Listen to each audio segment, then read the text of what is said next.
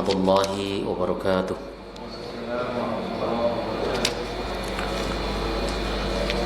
Innal hamdalillah nahmaduhu wa nasta'inuhu wa nastaghfiruh wa na'udzu billahi min shururi anfusina wa sayyiati a'malina. May yahdihillahu fala mudilla lahu wa may yudlil fala hadiya lahu. Asyhadu an la ilaha illallah wahdahu la syarika lahu wa asyhadu anna Muhammadan 'abduhu wa rasuluh. Allahumma fassalli wa sallim wa barik ala hadzal nabiyil karim nabiyyina Muhammadin sallallahu alaihi wasallam wa ala alihi wa sahbihi wa man tabi'ahu ila yaumiddin, amma ba'd. Fa ya ibadallah, usikum nafsi wa iyaya bi taqwallah wa ta'atihi la'allakum tuflihun. Qala Allah ta'ala fi kitabihil karim wa huwa asdaqul qailin, ya ayyuhalladzina amanu taqullaha haqqa tuqatih wa la tamutunna illa wa antum muslimun. Fa inna ahsanal hadits kitabullah wa khairal huda huda Muhammadin wa syarrul umur muhdatsatuha wa kullu muhdatsatin bid'ah wa kullu bid'atin dhalalah wa kullu dhalalatin finnar. Alhamdulillah, atas limpahan nikmat yang diberikan Allah Subhanahu wa taala, kita bisa kembali bermujalasah di majelis ini. Mudah-mudahan Allah Subhanahu wa taala ridha kepada kita semuanya, mengampuni dosa-dosa kita serta menjadikan kita tambah mulia di hadapan Allah Subhanahu wa taala. Salawat dan salam mudah-mudahan terus tercurah kehadiran beliau Rasul akhir zaman Nabi Muhammad sallallahu alaihi wasallam beserta seluruh keluarga beliau, sahabat, kerabat dan pengikutnya, serta kita semuanya insyaallah istiqamah konsisten dalam menjalankan dan mengerjakan sunnah-sunnahnya hingga akhir masa nanti. Kita akan lanjutkan kajian kita kitab Taisirul Alam Syarah Umdatil Ahkam, hadis nomor 87. Bismillahirrahmanirrahim. Qala al-muallif rahimahullahu ta'ala wa nafa'na bihi wa bi'ulumihi fid dharaini. Rabbana shrah lana sudurana wa yassir lana umurana wahlul 'uqdatam min alsinatina yafqahu aqwalana. Amin ya rabbal alamin. Bismillahirrahmanirrahim. Al-haditsus sabi'u wath-thamanun, hadis yang nomor 87. An Anas bin Malik, dari Anas bin Malik radhiyallahu ta'ala anhu qala, semoga Allah ridha kepada beliau berkata, ma salaitu wara'a imamin qad, tidaklah aku pernah sholat di belakang seorang imam sama sekali, akhaffa salatan, yang lebih ringan sholatnya, wala atamma salatan, dan lebih sempurna sholatnya, min Rasulillahi sallallahu alaihi wasallam, dibanding dengan sholatnya Rasulullah sallallahu alaihi wasallam. Jadi kata Anas bin Malik, aku tidak pernah sholat di belakang seorang imam pun yang lebih ringan dan lebih sempurna sholatnya dibanding Rasulullah Muhammad sallallahu alaihi wasallam. Itu hadisnya pendek, tapi nanti akan ada banyak faidah yang bisa diambil dari hadis ini. Al-ma'nal ijmaliyu, makna globalnya. Yunafi Anasun ibnu Malik ayyakuna salla khalfa ayyi imamin minal a'immati illa wa kanat salatu khalfal imamil a'zam sallallahu alaihi wasallam akhaffa bihaisu la yashukku alal ma'mumin. Anas menafikan sesungguhnya beliau sholat di belakang imam-imam yang banyak. Tidaklah beliau sholat di belakang imam-imam yang banyak, kecuali ya sholat beliau sallallahu alaihi wasallam, sholat beliau di belakang imam a'zam Rasulullah sallallahu alaihi wasallam itu lebih ringan dibanding dengan yang ada, imam yang ada. Ya, sekiranya tidak memberatkan atas makmum. Ringan itu artinya cepat. dalam pembahasan yang lalu kita telah mentelaah bahwa Rasulullah Shallallahu Alaihi Wasallam terkadang melaksanakan sholat lama, sampai Rasulullah Shallallahu Alaihi Wasallam itu ya, beliau ketika berdiri setelah Fatihah membaca Al-Quran yang dibaca surat panjang, kadang 200 ayat. Rakaat kedua kadang 100 ayat. Panjang. Rukuknya sama dengan berdirinya. Iktidalnya sama dengan berdirinya. Berarti lama sholat yang dikerjakan Nabi Sallallahu Alaihi Wasallam. Tapi terkadang Nabi juga mengerjakan sholat itu akhaf, ringan, cepat. Artinya apa?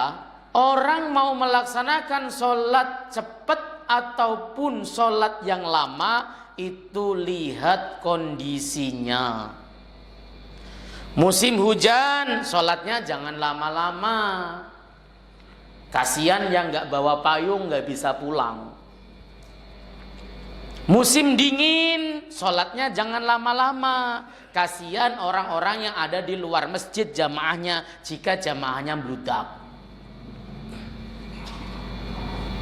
Sholat Jumat, jamaahnya kok ada yang di halaman panas terik, ya jangan lama-lama. Kasihan dia sampai keringetan. Harus lihat kondisi.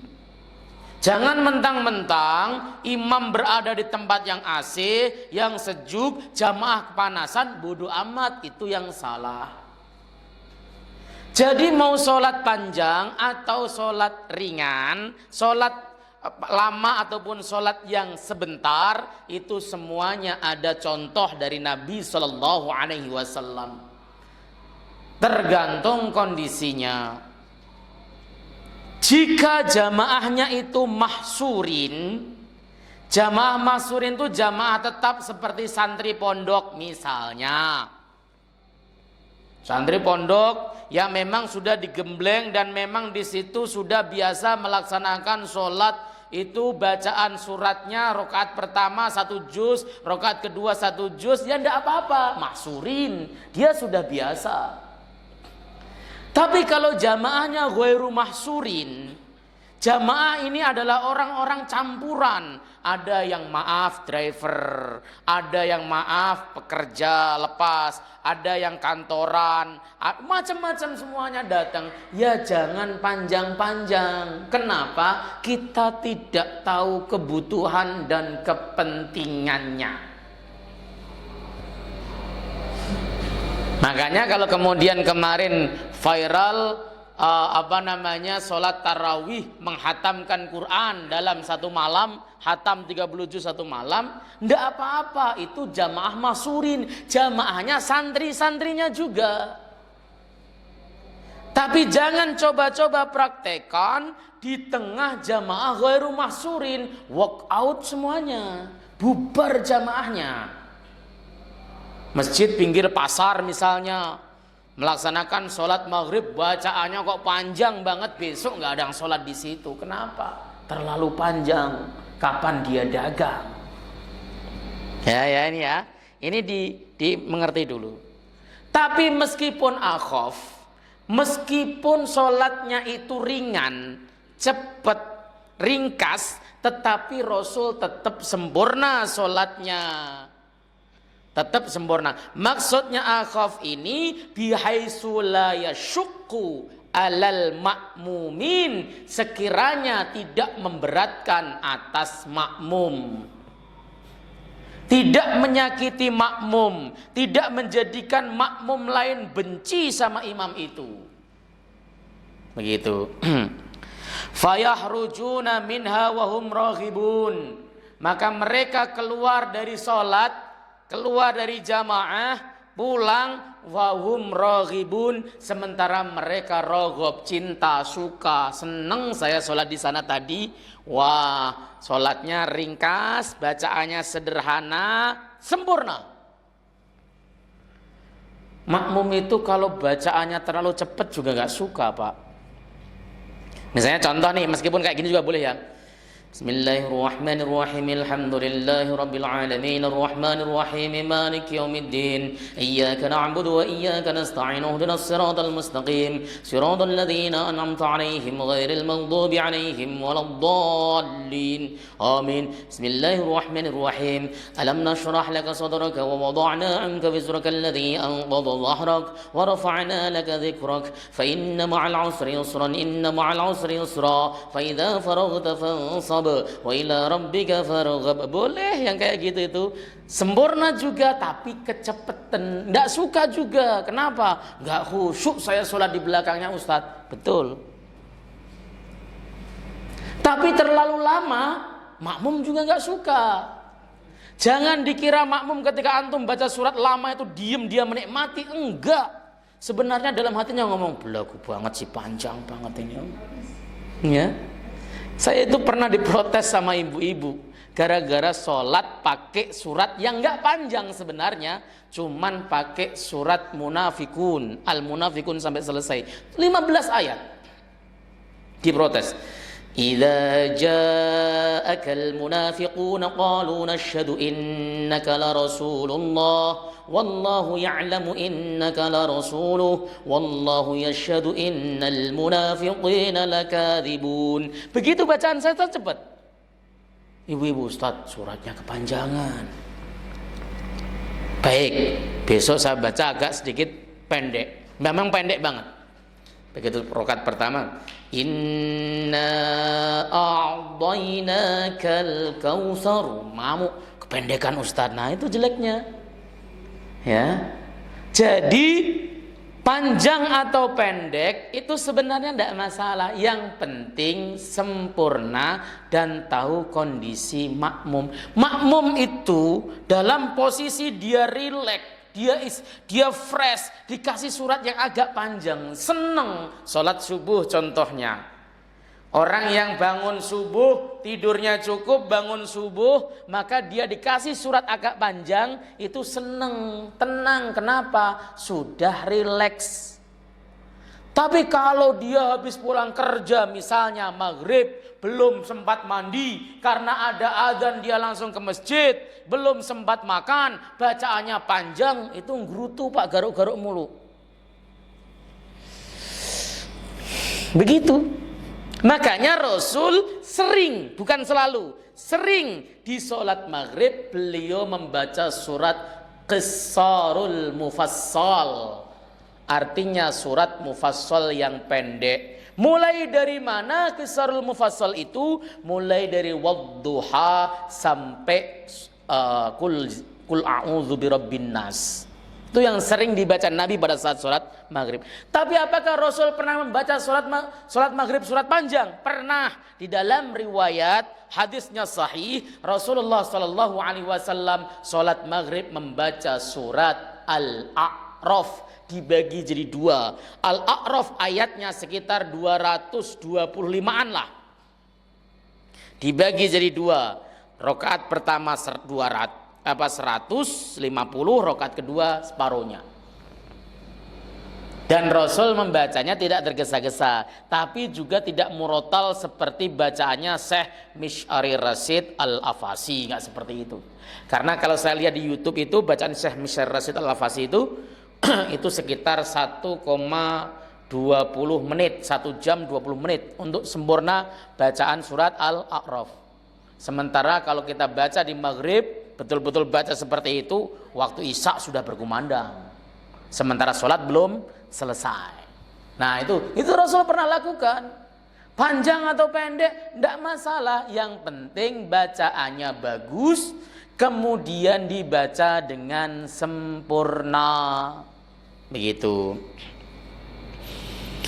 Makmum keluar dengan bahagia, dengan senang. Akhirnya kemudian dia berazam, saya mau sholat di masjid ini kah? Lo ada lo jamaah-jamaah dari masjid-masjid jauh pada sholat di masjid tersebut. Ketika ditanya kenapa, saya suka bacaannya, murotalnya bagus, makhrajnya bagus, kemudian setelah itu juga tidak terlalu panjang, saya suka bacaannya di sini.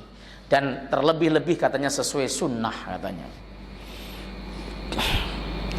Wala atamma min salatihi, dan tidak ada yang lebih sempurna dibanding salatnya Nabi sallallahu alaihi wasallam.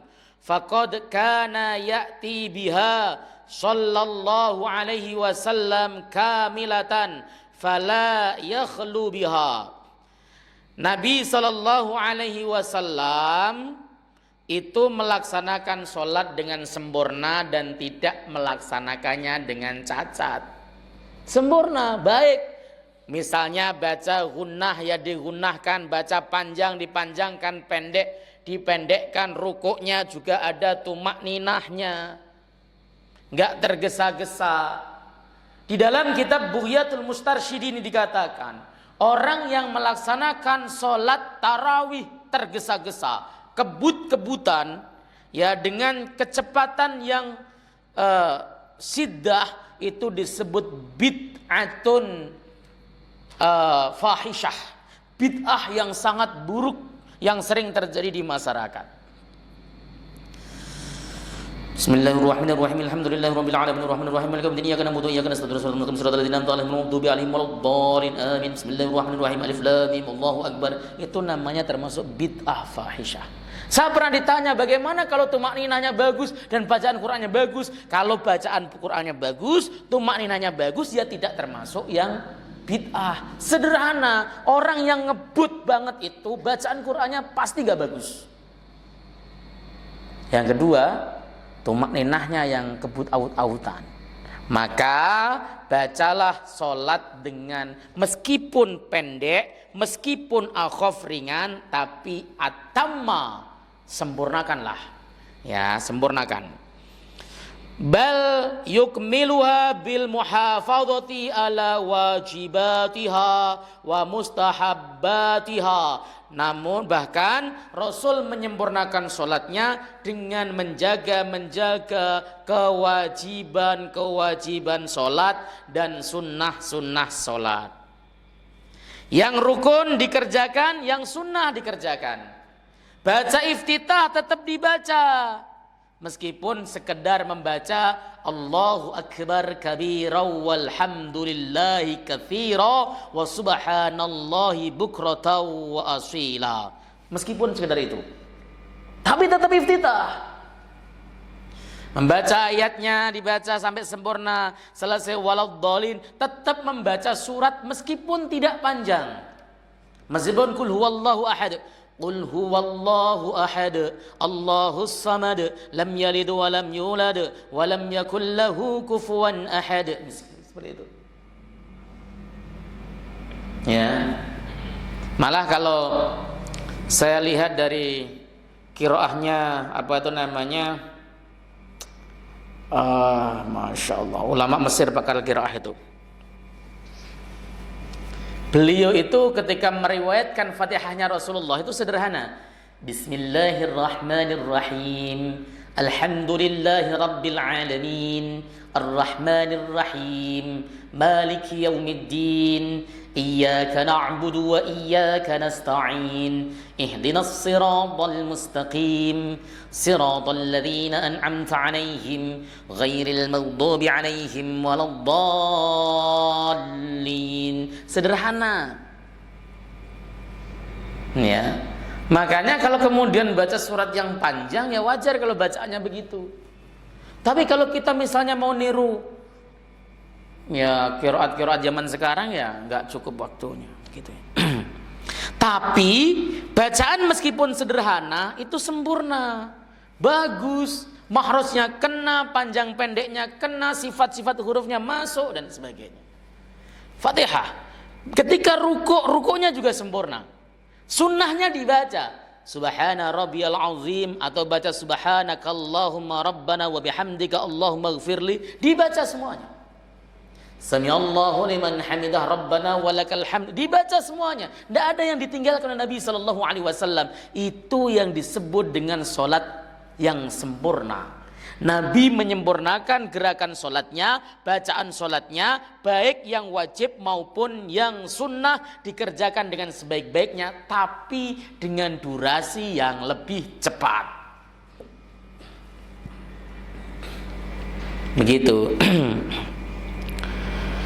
Wa hadza min athari barakatihi sallallahu alaihi wasallam, dan ini merupakan athar keberkahan Nabi sallallahu alaihi wasallam. Ma yu'khadhu minal hadis.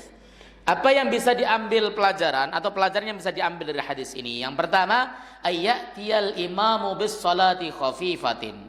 Bis salati khafifatan hatta la yashqa 'alal musallin. Hendaklah seorang imam itu melaksanakan salat ringan-ringan saja sehingga tidak memberatkan atas orang yang salat. Maghrib yang pendek setara dengan qisarul mufassal, setara dengan wadduha, setara dengan wattin, setara dengan al-qadar, ya sekitar antara 5 sampai 10 ayat, itu ideal lah. Dan itu lebih bagus dibanding dengan baca surat Al-Baqarah di kanibal 2 ayat. Udah di kanibal, sholatnya membaca mushaf lagi di depan, itu Quran dibuka mentareng. Allahu Akbar. Setelah ghairil maghdubi alaihim waladdallin. Kemudian baca Quran kan. Wa basyiris sabirin alladzina idza asabatuhum musibah. Keren ini. Ternyata saya plototin depannya mushafnya itu. 2 ayat tiba-tiba wa basyir di kanibal seperti itu. Enggak boleh. Sah sholatnya, tetapi bukan begitu cara membaca Al-Quran. Itulah yang dikecam oleh Imam Nawawi. Banyak sekali imam yang ketika membaca Quran, dia tidak mengerti di mana harus memulai dan di mana dia harus berhenti. Main kanibal, main potong, yang penting baca. Bukan artinya tidak sah. Sah sholatnya, tapi tidak utama. Apalagi membaca. Rasulullah Shallallahu Alaihi Wasallam tidak pernah sholat imam membaca, tidak pernah. Tidak pernah diperhatikan Abu Bakar As-Siddiq, Umar bin Khattab, Utsman bin Affan, Ali bin Abi Thalib, tidak pernah. Tidak pernah diperhatikan oleh para ulama setelahnya. Hadis yang menjelaskan tentang bolehnya membaca mushaf pada saat imam adalah dari Bukhari, betul, tapi yang melakukan adalah Dzakwan. Siapa Dzakwan? Maula Aisyah, budaknya Sayyidah Aisyah. Wajar budak baca Quran, baca mushaf, gak hafal. Yang antum tiru jangan budak dong. Masa orang merdeka niru budak? Bukan berarti gak sah. Kita nyari yang utama. Makanya imam itu sunnah untuk membaca Quran mewarai dhahri, dari hafalan yang di luar kepala, bukan dari hafalan kemarin. Boleh, silakan antum baca handphone, sah, ada hadisnya, ada, yaitu perbuatan Dzakwan dari Sayyidah Aisyah radhiyallahu taala anha. Ini bukan fi'lu Nabi, tapi bukan hadis Nabi, bukan contoh Nabi, bukan contoh khulafaur rasyidun. Nah, Rasulullah Shallallahu Alaihi Wasallam, khulafaur rasyidun, para imam termasuk Imam Syafi'i, ketika beliau menjadi imam dengan hafalannya. Meskipun yang dibaca surat pendek. Ya kalau antum nggak hafal, nggak usah gaya-gayaan pengen surat panjang. Wah, kelihatannya habis itu panjang, tetapi Quran baca. Pertama, kenapa kok membaca Quran tidak disukai oleh para ulama pada saat sholat? Nggak khusyuk. Dia harus konsentrasi, itu bacaannya Fatihah apa Domah, atau apalagi kalau matanya belerem-belerem gini nih. Udah begini gosok-gosok misalnya kan.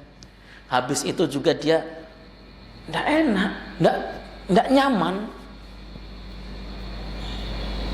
Sudah dipesan lagi sama marbotnya, Ustaz jangan lebih-lebih dua-dua ya. Aduh repot ini dua-dua. Saya pernah dipesan begitu. Lah kalau saya jadi imam terserah saya, mau dua-dua, mau tiga-tiga, mau nggak pakai itu terserah. Mau saya jadi imam kok diatur-atur, begitu kan? Kalau nggak jadi imam ya nggak masalah.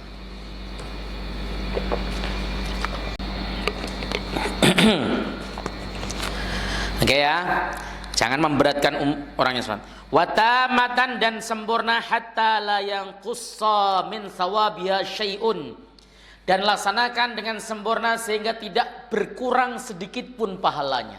Semua doa-doa dibaca tapi dengan ringan. Ya kalau baca subhana rabbiyal azim, ya baca ringan, enggak usah kemudian sampai harus lama bacanya begitu. Yang penting sempurna.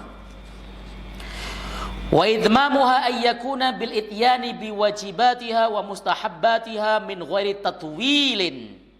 Wa takhfifuha yakunu bil iqtisari ala wajibatiha wa ba'di mustahabbatiha. Penyempurnaan salat adalah melaksanakan kewajiban dan sunnah-sunnahnya tanpa memperpanjangnya. Yang disebut ringan adalah meringkas, ya, cukup atas perkara-perkara yang wajib dan sebagian perkara-perkara yang disunnahkan. Baca iftitah misalnya, gak usah nyari yang panjang, yang pendek saja. Yang penting dia selesai baca iftitahnya dapat pahala sunnah. Seperti itu loh maksudnya. Yang nomor 2, anna salatan Nabi sallallahu alaihi wasallam akmalu salatin. Sesungguhnya salatnya Nabi adalah salat yang paling sempurna. Fal yuhris al musalli ala ayyaj'ala salatahu mithla salatihi alaihi salatu wassalam. Maka hendaklah seseorang yang salat itu termotivasi untuk menjadikan solatnya mirip dengan solatnya Nabi Sallallahu Alaihi Wasallam. Semampunya. Kita itu maaf sekali lagi. Akhir zaman itu memang kebanyakan lebih banyak orang meniru solat Nabi hanya pada sisi gerakannya, tidak sampai kepada sisi bacaannya, apalagi kekhusyuannya. Makanya kadang-kadang sholat tuh kaku banget tuh. Allah sampai kaku, nggak usah kaku-kaku. Yang kedua, bacaan tuh lebih berat dibanding dengan gerakan. Anda membaca Fatihah dengan benar itu wajib. Itu namanya rukun qauli, itu lebih berat dibanding dengan rukun fi'li. Rukun fi'li belajar sehari beres, rukun qauli setahun belum tentu beres. Bagaimana mengucapkan huruf dot, bagaimana dha, zal yang lebih tipis, kemudian huruf qaf, huruf kaf, huruf ha, huruf kha, huruf ain, huruf ghain, bagaimana ghairil maghdu, apakah ghairil maghdub? Ada yang begitu, ghairil maghdubi, ada yang begitu, ada yang ghairil maghdubi. Ada, lama belajarnya.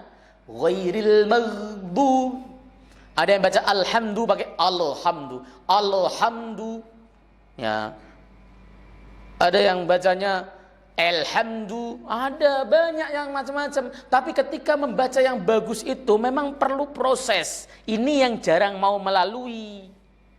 Maka banyak orang yang gerakan sholatnya kelihatannya bagus, bacaannya semrawut. Ini baru level bacaan, belum level kekhusyuan. Bagaimana kita menjadikan kekhusyuan itu menjadi program utama kita setelah bacaan kita beres. Rata-rata kan enggak. Setelah bacaan beres, gerakan beres dianggap selesai meskipun tanpa khusyuk. Enggak bisa. Karena al-khusyuk fis salat bimanzilatir ruh fil badan. Khusyuk di dalam salat itu kedudukannya seperti nyawa di dalam badan. Nggak bisa. Hal-hal yang menghilangkan kekhusyuan dihilangkan. Contohnya apa? Membaca. Itu menghilangkan kekhusyuan. Menghafal. Baru selesai murojaah tadi habis asar, tiba-tiba sholat kita pakai surat itu. Allahu Akbar. Bismillahirrahmanirrahim. Alif Lam Ra. Habisnya kan berpikir, habis ini apa ya? Begitu serius. Karena baru murojaah tadi, menghafal tadi sore. Makanya yang dianjurkan adalah yang sudah di luar kepala. Tiru Nabi Sallallahu Alaihi Wasallam. Tiru Nabi.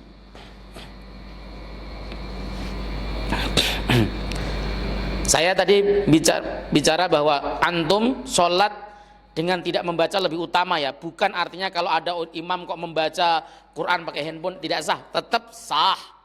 Tetapi tidak utama, tetap sah. Ya. Daripada tidak membaca Quran Ustadz, ya lebih baik membaca Quran sambil membaca dibanding dengan tidak sama sekali. Begitu waladhdallin langsung rukuk begitu misalnya, ya mending dia membaca lewat handphone atau lewat apa. Yang selanjutnya, yang ketiga, fihi jawazu imamatil mafdul lil fadil. Di dalam hadis ini memperbolehkan keimaman orang yang mafdul, orang yang tidak utama, orang biasa, lil fadil yang jadi makmum orang utama. Boleh, tidak masalah. Santri jadi imam, makmumnya kiainya, tidak apa-apa. Ya. Antum jadi imam, belakangnya tiba-tiba yang jamaah adalah para masyayikh dari Timur Tengah, ya tidak apa-apa, boleh. Tidak apa-apa, boleh.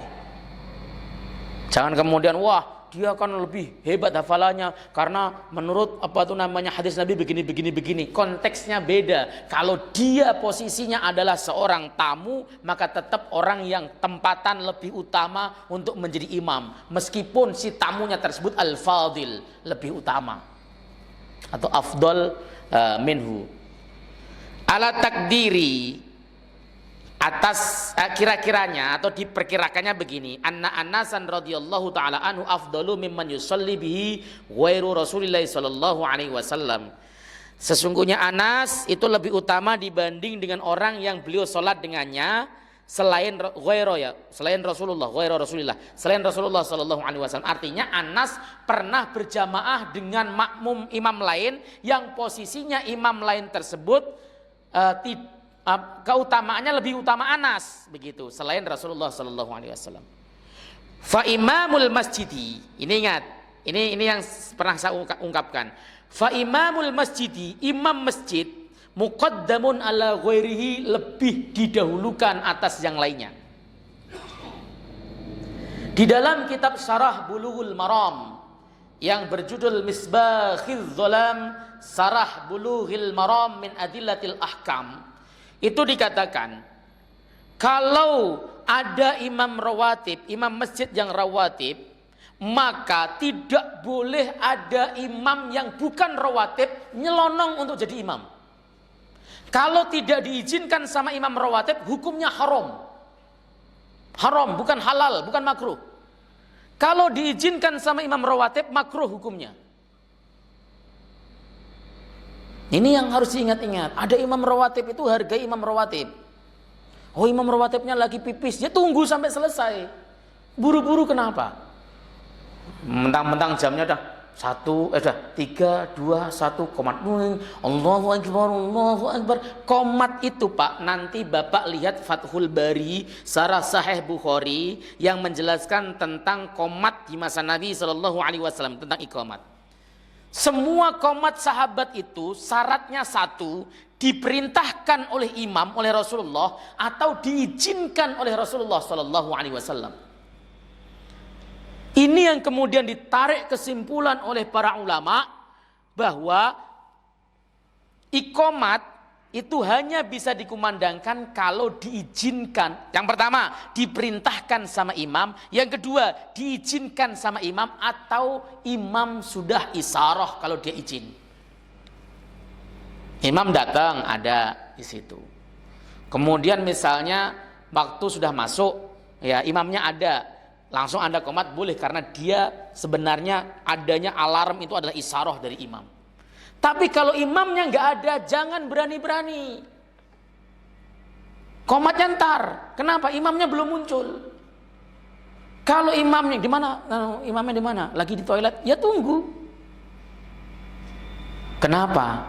Karena kita tidak boleh untuk buru-buru imam rawatib. Biarin saja. Rasulullah Shallallahu Alaihi Wasallam di dalam hadis Sahih Bukhari itu pernah keluar ya, mau jadi imam.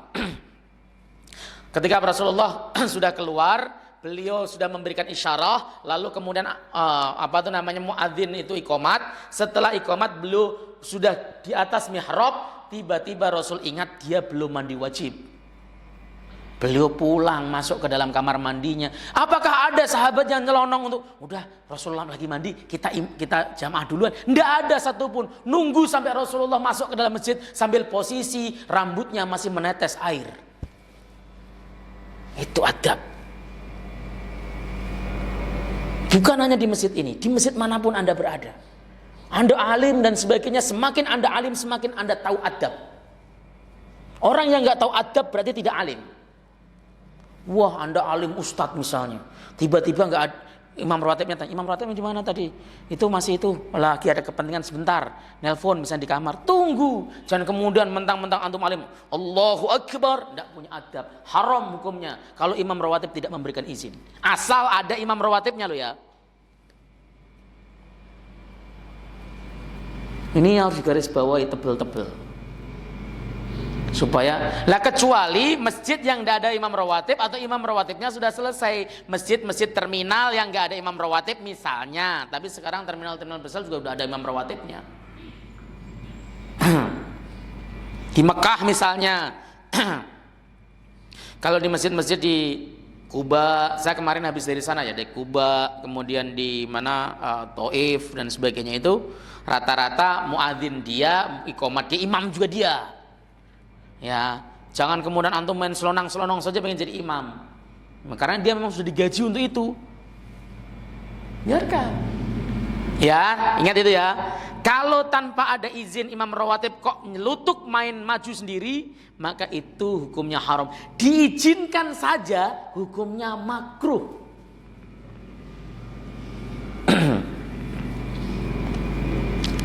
Itu supaya Anda paham.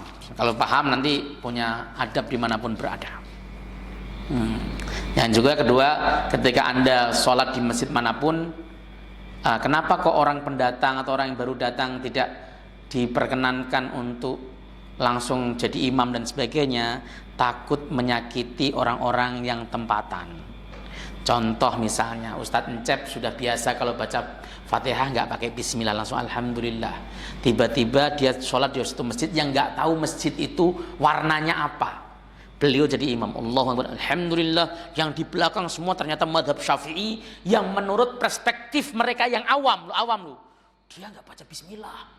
Tersakiti nggak kira-kira? Tersakiti. Itu yang dijaga oleh Islam. Dulu saya pernah ada seseorang waktu di Bali kan cari masjid susah. Setelah waktu subuh,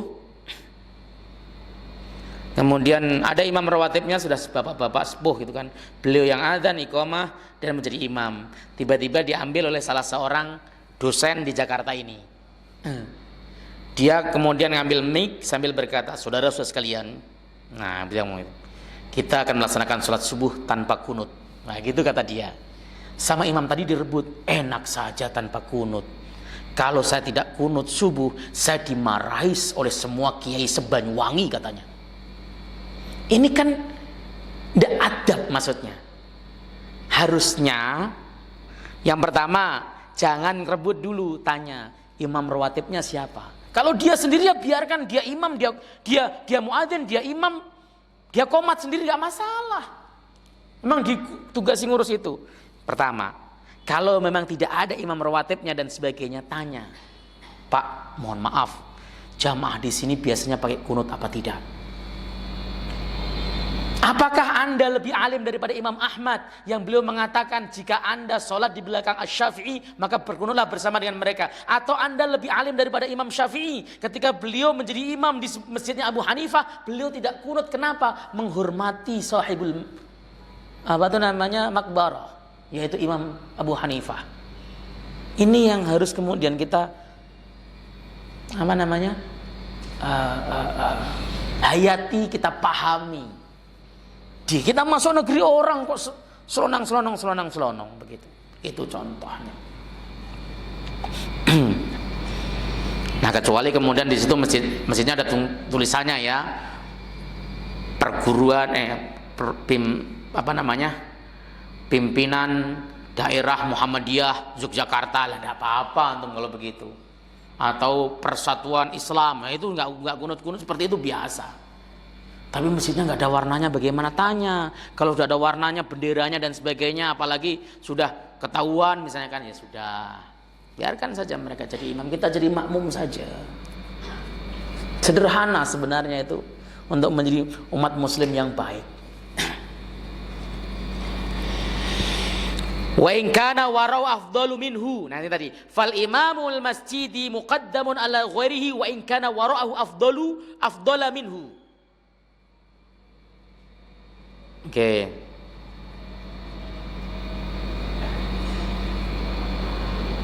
Sebentar. Itu baca afdalu apa afdala? Harusnya si afdalu karena dia jadi isim daripada kana. Apabila dan imam masjid itu lebih didahulukan untuk jadi imam atas yang lainnya, meskipun atau wa in kana ghair wa in kana waru afdalu minhu, meskipun di belakang dia ada orang yang lebih utama, ada syekh, ada gurunya misalnya, tidak masalah. Li'annahu huwal imamur ratib, karena sesungguhnya dia adalah imam rawatib, imam rutin. Imam rawatib itu imam rutin, udah ikutin. Wa dzakara Syekhul Islam Ibnu Taimiyah anna dza sultani kal imamir ratib, sesungguhnya presiden itu seperti imam rawatib. Jadi kalau presidennya ini ulama, nah, misalnya pengen sholat di Istiqlal, dia jadi imamnya, nah, gitu. Itu seperti imam rawatib, boleh kalau dia sultan. Wallahu taala a'lam bissawab. Selesai pas hadis nomor 87. Ada pertanyaan? Ada pertanyaan? Enggak ada. Sudah paham semua ya? Alhamdulillah. Harus paham. Saya kalau jelasin sampai ngotot-ngotot supaya antum paham. Kalau antum nggak paham juga kurang apa lagi gitu kan. Tapi ini harus dipahami, bukan hanya disimpan di otak, tapi dipraktekkan, diaplikasikan. Kalau misalnya di masjid Muhammadiyah, tiba-tiba ada imam rawatib itu mau menjalankan kunut itu ada gimana? Ada imam rawatib mau? Iya, dia di masjid ya. Dia tapi ini Muhammadiyah ya. Dia mau mengadakan kunut tapi dia rawatib. Janganlah. Ya adabnya masjid yang sudah biasa nggak melaksanakan kunut, meskipun antum termasuk yang menganggap kunut itu sunnah, ya ndak usah karena menghormati masjid tersebut. Jangan. Udah gitu kan. Emang salah ya biasa saja. Misalnya di Mubashirin gini, ada imam dua, saya maunya kunut dan sebagainya.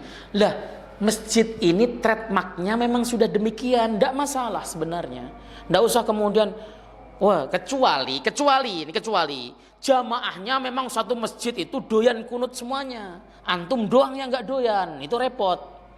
Ya, makanya saya pernah itu negur seseorang, kenapa kok bisa begitu? Ya karena jamaahnya begini Ustadz. Oke, saya marah-marah kan. Kalau antum pengen masjidnya dilakukan seperti yang antum inginkan, penuhi masjid pada saat sholat subuh. Ya, kenapa? Karena imam itu tidak boleh orang yang dibenci makmum. Coba bayangkan, antum tiba-tiba Allahu Akbar tanpa kunut, di belakang pada gini semuanya. Lah kan lucu. Misalnya seandainya dia boikot, makanya adalah penuhin. Ya yang pertama adalah jangan. Jadi masjid Muhammadiyah misalnya, tiba-tiba imamnya pengen ada kunut, ya enggak usah, jangan. Karena Muhammadiyah sampai hari ini menganggap kunut subuh itu bid'ah, mengikuti pendapatnya Imam Ahmad bin Hanbal. Hah? Lah kok bisa imam tetap Muhammadiyah begitu? Nah, itu berarti perlu ditatar lagi tuh. Begitu ya. Pindahin ke imam itu, Imam Muhammadiyah itu pindahin ke Masjid NU harusnya. Bukan kita menyalahkan kunutnya, tapi salah tempat gitu maksudnya kan. Gitu, salah tempat. Gitu. Kayak orang sholat di Masjid NU tanpa kunut, ya pindahin ke Muhammadiyah saja. Gitu aja Pak. Salah tempat. Ada Pak. Ada emang ada kayak gitu kasus? Hah? Ada kasus di sini. Kirain di sini. Imam rawatibnya mau saya tegur kalau di sini. Ya. Iya. Silakan. Jelek-jelek begini saya termasuk pengurus wilayah di LP2M loh Pak, Lembaga Pengembangan Pesantren Muhammadiyah. Jadi berhak untuk ikut negur kalau ada yang agak sedikit nyeleweng dari itu. Karena dia imam di Masjid Muhammadiyah. Ya, kalau saya jadi pengurusnya, Ya tinggal Anda ikut aturan atau Anda keluar, cari imam lagi. Itu repot amat, kayak hanya dia doang yang bisa jadi imam. Gitu Pak. Ada lagi? Karena organisasi, manhaj organisasi itu tegas harus. Ya bukan masalah, berarti Anda tidak menghormati perbedaan. Dihormati perbedaan. Masjid yang kunut sampai santer kedengarannya biasa aja, nggak usah kemudian dikata-katain dan sebagainya, biasa. Tapi ketika Anda di rumah kami, hargai rumah kami gitu loh maksudnya. Paham nggak maksudnya? Ya begitu. Seperti orang Muhammadiyah dijadikan imam di Nahdlatul Ulama, ya pakai kunut, begitu. Oke? Saya rasa begitu. Cukup, mudah-mudahan manfaat kata penghormatan majelis. Subhanakallahumma wa bihamdika asyhadu an la ilaha illa anta astaghfiruka wa atubu ilaik. Assalamualaikum warahmatullahi wabarakatuh.